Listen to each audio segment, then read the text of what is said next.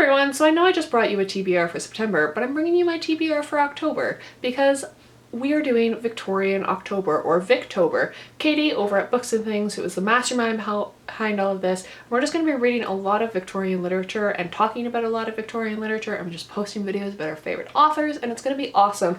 So we decided to post our TBRs on like early September, so if anybody else wants to join us, you are welcome to join in. We will use the hashtag Victober for social media and just, you know, have fun with it. We're going to read a lot of Victorian literature. So I'm going to bring you my TBR, which I've got 5 books here. We do have 5 challenges, so I do have a book for each of the challenges, and I thought I would talk a little bit about that and why I'm picking the books for that.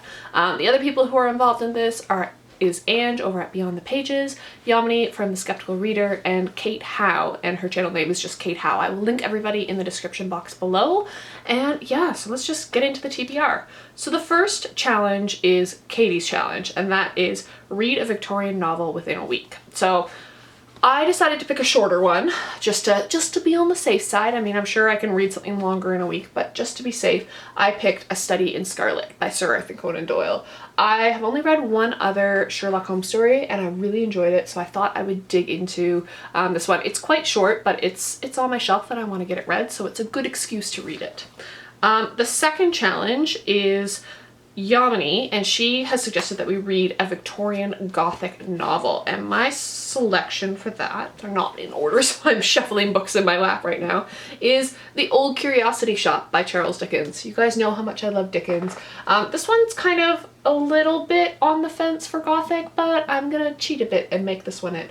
I'm really excited to read this one. I just love Dickens, and this is kind of, I've heard that this is really dark, so I'm looking forward to this. Challenge number 3 is by Ange, and it's read a Victorian book by a female author. So I chose Mary Elizabeth Braddon's Aurora Floyd. I have read Lady Audley's Secret by her and I quite enjoyed it. And so I picked this one up and I decided that this would be my female author.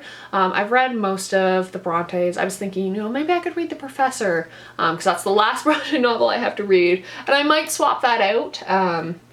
But for now I'm going to stick with Aurora Floyd because I do want to get to this. It is a little bit heftier. I think it's just under 500 pages, so if I'm feeling a little bit stressed I might switch to The Professor depending on how school's going.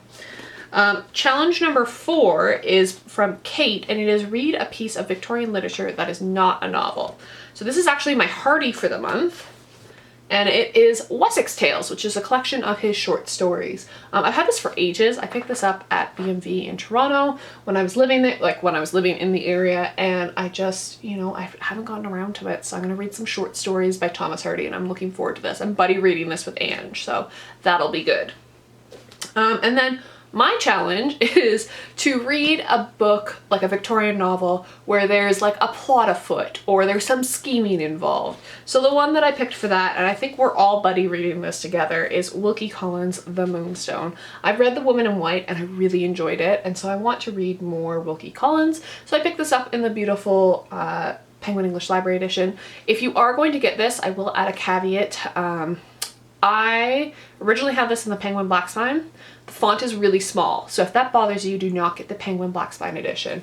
I ended up swapping it out for the Penguin English Library edition because it wasn't that expensive, and I just, you know, sometimes when I'm really tired I can't read tiny font, so just, if that's an issue for you, get the Penguin English Library or the Oxford edition rather than the Penguin Black Spine.